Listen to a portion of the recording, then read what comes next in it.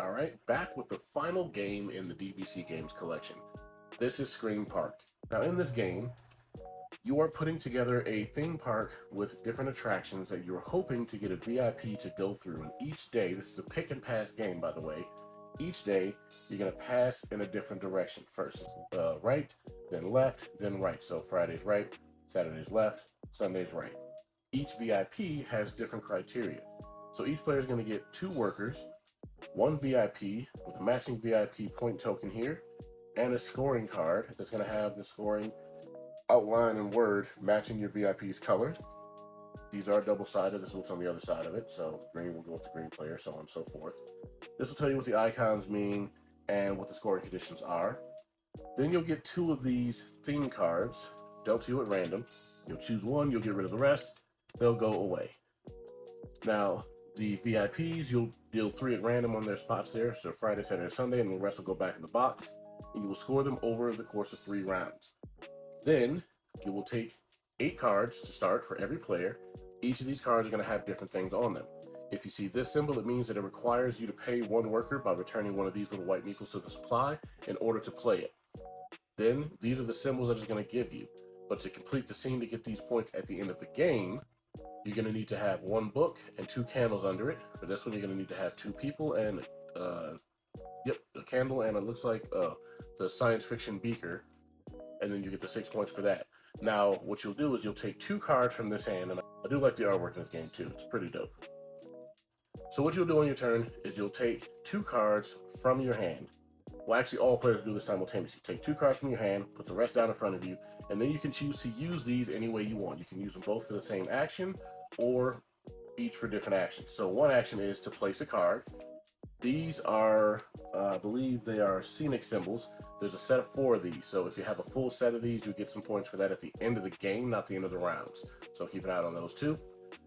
This means the card has an ability, which is here. This is going to copy or double the symbol of another card that's in there. So for this one, I need 2 candles and a beaker.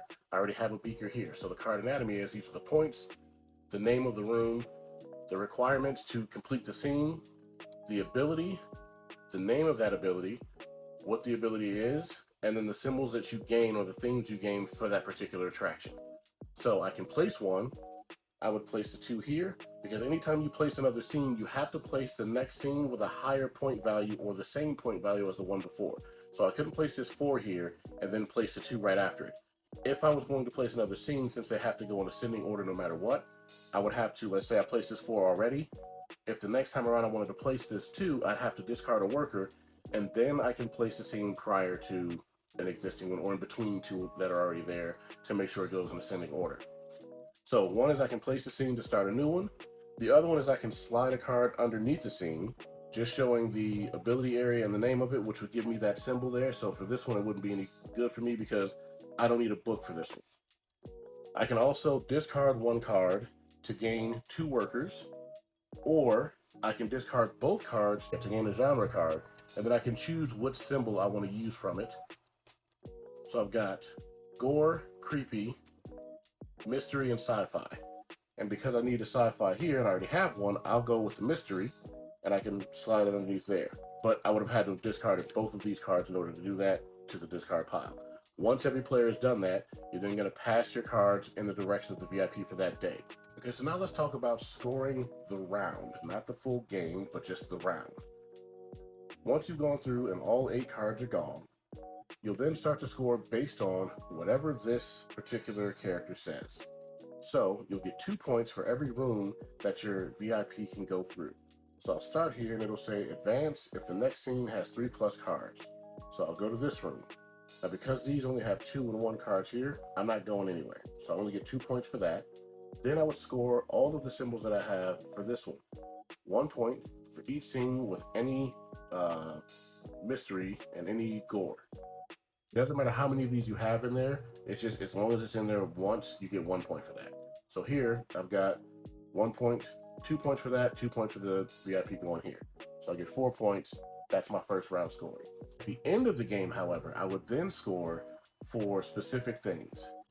3 for a player with the most ability symbols. So I have 3 here. If we were tied for that, both players would get the points. 1 per staffing icon, which is this icon here, so I would get 2 points for that. Then I would score for each of my completed scenes. So since this only took 2 cards and I have them both in these 2 scenes, I would get 4 for this. So it'd be 5, 6, and then 9.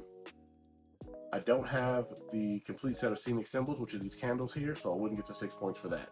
I would add that to my score, plus everything I scored over the rounds, and then the highest point value would win. And that's how you play Scream Park. Thanks for watching.